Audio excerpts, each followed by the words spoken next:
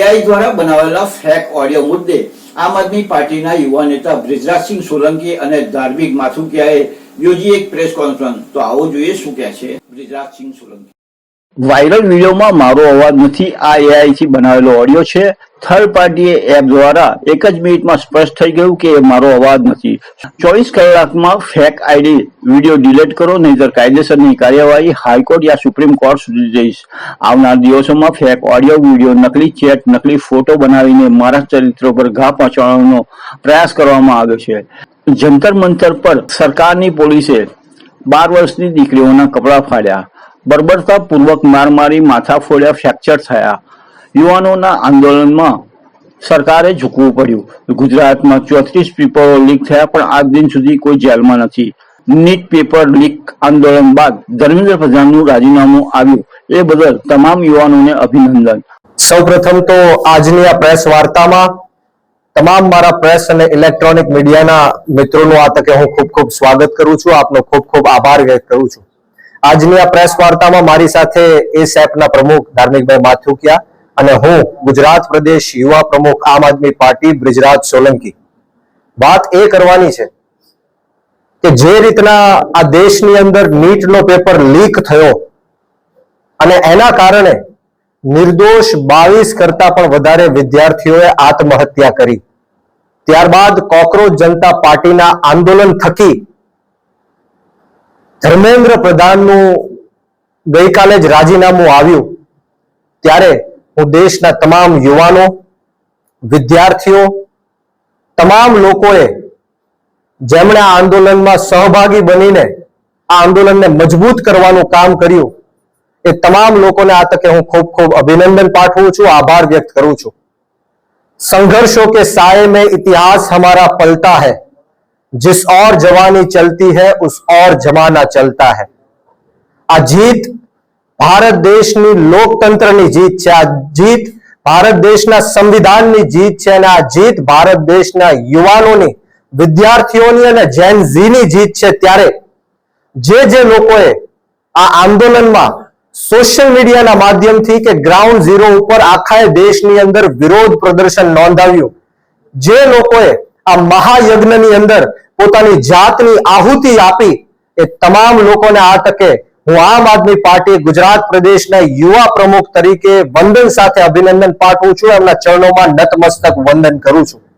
પરંતુ વાત એ છે કે જ્યારે ગાંધીનગર મુકામે, સત્યાગ્રહ છાવણી મુકામે જે રીતના બિન રાજકીય આંદોલન, ગુજરાત કોકરોચ આંદોલનના નામે અમે વિરોધ નોંધાવા ગયા, આંદોલન કરવા માટે ગયા, ત્યારે ગાંધીનગર અને અમદાવાદની પોલીસ દિવસ રાત છેલ્લા 2 દિવસ સુધી અમારા જેવા આંદોલનકારીઓને, ક્રાંતિકારીઓને જે આંદોલનમાં સહભાગી બનવાના હતા એમને પકડવા માટે મહેનત કરી રહી હતી.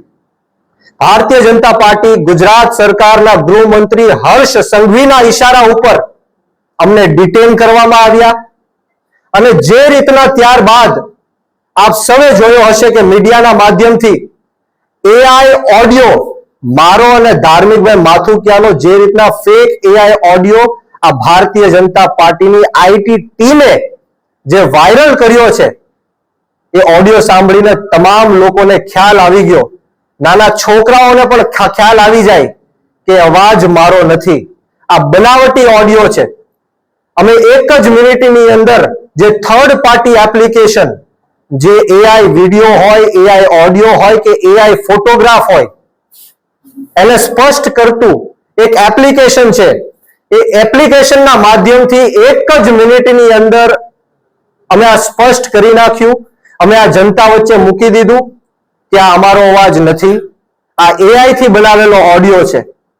પરંતુ દુઃખની વાત એ છે કે ગુજરાતની અંદર 11 જેટલા મીડિયા જેમણે સ્પષ્ટીકરણ કર્યા વગર, ક્યાંય જાણ્યા કે જોયા વગર મને બદનામ કરવા માટે, કોકરોચ જનતા પાર્ટીના ગુજરાતના યુવાનોને બદનામ કરવા માટે, આ આંદોલનને કચડી નાખવા માટે આ જે કાવતરું રચવામાં આવ્યું છે, એ મીડિયાના લોકોએ પણ સ્પષ્ટીકરણ કર્યા વગર મીડિયા સમક્ષ મૂક્યું છે.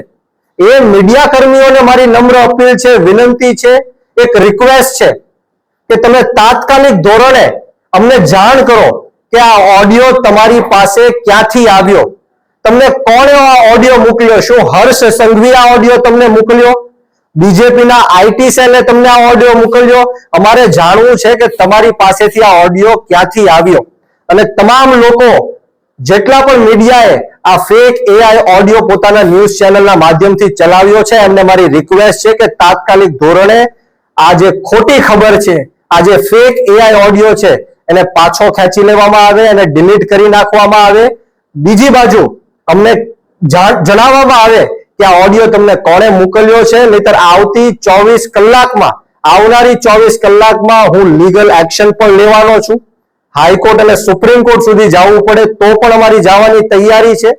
અને ખાસ કરીને આ ભારતીય જનતા પાર્ટીના ઈશારે પોલીસે મને ડિટેન કરીને રાખ્યો. અંદાજિત 8 થી 9 કલાક સુધી મને ગોંધી રાખવામાં આવ્યો. મારા ઉપર પ્રેશર કરવામાં આવ્યું. મને ડરાવવા ધમકાવવાની કોશિશ કરવામાં આવી કે આ ઓડિયોના માધ્યમથી તમારી ઉપર રાજદ્રોહનો કેસ લગાડશું, તમે જીવનભર જેલમાં સડશો, તમને ગુજરાતની બહાર કાઢી મૂકશું. આ રીતના ધાક ધમકીઓ આપીને મને ડરાવવાની અને ધમકાવવાની કોશિશ કરી. પરંતુ આપના માધ્યમથી આ ગુજરાત રાજ્યના ગૃહમંત્રી હર્ષ સંઘવીને કહેવા માંગુ છું કે આમ આદમી પાર્ટીના અનેક નેતાઓ ઉપર તમે આવી રીતના ખોટા કેસ કર્યા, જેલમાં નાખવાના પ્રયત્ન કર્યા, તમે આવા એઆઈ ઓડિયો બનાવ્યા, એઆઈ વિડીયો બનાવ્યા, એઆઈ ફોટોઝ બનાવ્યા. પરંતુ હવે ગુજરાતના યુવાનો જાગી ગયા છે, ગુજરાતની જનતા જાગી ગઈ છે. હું આપ સૌને કહેવા આવ્યો છું કે આવા અનેક પ્રયત્નો ભવિષ્યમાં પણ થશે. ભારતીય જનતા પાર્ટી જો ડરતી હોય તો એ આમ આદમી પાર્ટીથી ડરે છે, અને ભારતીય જનતા પાર્ટી હારશે તો એ આમ આદમી પાર્ટીથી જ હારશે. એ ખ્યાલ હર્ષ સંઘવીને આવી ગયો છે, એટલા માટે આવા કાવતરો રચવા પડે છે. હું એમને કહેવા માંગુ છું કે આવા કાવતરો કરવાથી આમ આદમી પાર્ટીનો કાર્યકર્તા હોય કે નેતા હોય, કોઈ ડરવાનો કે ગભરાવાનો કે ધમકાવવાનો નથી. અમે તમારી આ તાનાશાહી અને હિટલરશાહી સામે આવનારા દિવસોમાં ખૂબ મજબૂતાઈથી લડવા માટે જઈ રહ્યા છીએ. અને ગુજરાતના યુવાનોને હું કહેવા માંગુ છું કે આજે મેં ગુજરાતના યુવાનો અને આ દેશના યુવાનો જે પેપર લીકના કારણે જે 22 નિર્દોષ લોકો જેમણે આત્મહત્યા કરી છે, એમની માટે મેં અવાજ ઉઠાવ્યો છે. જે રીતના 20 જુલાઈ જંતર મંતર દિલ્હી ખાતે હું ત્યાં હાજર હતો અને જે બર્બરતાપૂર્વક આ ભાજપના ઈશારે, મોદી અને શાહના ઈશારે આજે પોલીસે તાનાશાહી કરી, ગુંડાગીર્દી કરી, હિટલરશાહી કરી, 12 વર્ષની દીકરીઓના કપડા ફાડવામાં આવ્યા, એમની છાતી ઉપર પગ રાખવામાં આવ્યા, નિર્દોષ યુવાનોને ઢોર માર મારવામાં આવ્યો, લાઠીચાર્જ કરવામાં આવ્યા, ટીયર ગેસો છોડવામાં આવ્યા, માથાઓ ફાડ્યા, ફ્રેક્ચરો કર્યા. આ ક્યારેય દેશનો યુવાન ભૂલશે નહીં. દેશનો યુવાન અત્યાર સુધી સૂતો હતો, પરંતુ આ આંદોલન થકી અત્યારે દેશનો યુવાન જાગી ગયો છે. તમારી તાનાશાહી સામે, તમારી ગુંડાગીર્દી સામે અને હિટલરશાહી સામે અમે ઝૂકવાના નથી, ડરવાના નથી, ગભરાવાના નથી. અનેકો વાર મને જેલમાં નાખવાના પ્રયત્ન કર્યા. આ પ્રયત્નમાં પણ મને રાજદ્રોહના ગુનામાં ફિટ કરવાની કોશિશ હર્ષ સંઘવીએ કરી છે. ત્યારે આવનારા દિવસોમાં પણ ફેક એઆઈ ઓડિયો બનાવીને, ફેક એઆઈ વિડીયો બનાવીને, ફેક એઆઈ ચેટ્સ બનાવીને, ફોટોઝ બનાવીને મારા ચરિત્ર ઉપર ઘા પહોંચાડવાના ભારતીય જનતા પાર્ટી કરવાની છે. ત્યારે હું ગુજરાતની જનતાને વિનંતી કરું છું, ખાસ કરીને ગુજરાતના યુવાનોને વિનંતી કરું છું, આ આંદોલન આપણા યુવાનોનું આંદોલન હતું અને એના કારણે ભારતીય જનતા પાર્ટીએ ઝૂકવું પડ્યું છે, નરેન્દ્ર મોદીએ ઝૂકવું પડ્યું છે. સોનમ વાંગચુકજીએ જે રીતના 26 દિવસ ઉપવાસ આંદોલન કર્યું, આ એની જીત છે. ત્યારે ગુજરાતના યુવાનોને પણ હું વિનંતી કરું છું કે 34 જેટલા પેપરો લીક થયા, પરંતુ આજ દિન સુધી કોઈ આરોપીને જેલની પાછળ ધકેલવામાં નથી આવ્યો. ગુજરાતના યુવાનોએ જાગવું પડશે. યુવાનોને હું કહેવા માંગુ છું કે આપણે શહીદ આઝમ સરદાર ભગતસિંહને માનવા વાળા લોકો છીએ, રાજગુરુ અને સુખદેવને માનવા વાળા લોકો છીએ, 18 વર્ષના ખુદીરામ બોઝને માનવા વાળા લોકો છીએ. અશફાકુલ્લા ખાન હોય, ઠાકુર રોશનસિંહ હોય, રાજેન્દ્ર લહેરી હોય, ચંદ્રશેખર આઝાદ હોય, યુવાનોએ જ્યારે આ દેશની અંદર કુરબાની આપી ત્યારે જઈને અંગ્રેજોની ગુલામીમાંથી આ દેશ મુક્ત થયો છે. યુવાનોએ જ્યારે શહીદી આપી ત્યારે જઈને આ દેશનું લોકતંત્ર અને સ્વતંત્ર બચ્યું છે. ત્યારે આજે આપણો ભારત દેશ ખતરામાં છે. ભારત દેશના 140 કરોડ લોકો ખતરામાં છે. ગુજરાતના લોકો ખતરામાં છે. ગુજરાતનું યુવાધન ખતરામાં છે. ગુજરાતની મહિલાઓ હોય, ગુજરાતના મજૂર વર્ગના લોકો હોય, રત્ન કલાકારો હોય, મજૂર વર્ગના લોકો હોય, પશુપાલકો હોય, નાના મોટા વેપારીઓ હોય, આ તમામ ખતરામાં છે અને ભારત દેશનું સંવિધાન ખતરામાં છે. ત્યારે આ દેશના યુવાનોએ જાગવું પડશે. આ જ રીતના ક્રાંતિ કરવી પડશે. હું તમને વિશ્વાસ આપવા આવ્યો છું, ખાતરી આપવા આવ્યો છું કે આવનારા દિવસોમાં ગમે ત્યારે પણ ગુજરાત નહીં પરંતુ આ ભારત દેશની અંદર યુવાનો, મહિલાઓ અને ખેડૂતો ઉપર અન્યાય અને અત્યાચાર થશે. ત્યારે આ જ રીતના આમ આદમી પાર્ટી તમારી પડખે ઊભી રહીને તમારો અવાજ બુલંદ કરવાનું કામ કરશે, તમારા સંઘર્ષમાં સહભાગી બનવાનું કામ કરશે. વિશેષ વાતો નથી કરવી. આવો ને આવો સાથ સહકાર અને પ્રેમ યુવાનોનો મળતો રહે એવી જ માતાજીના ચરણોમાં પ્રાર્થના સાથે આપ સૌને બ્રિજરાજ સોલંકીના જય હિન્દ, જય ભારત, જય જય ગરવી ગુજરાત. ઇન્કલાબ જિંદાબાદ, યુવા શક્તિ જિંદાબાદ.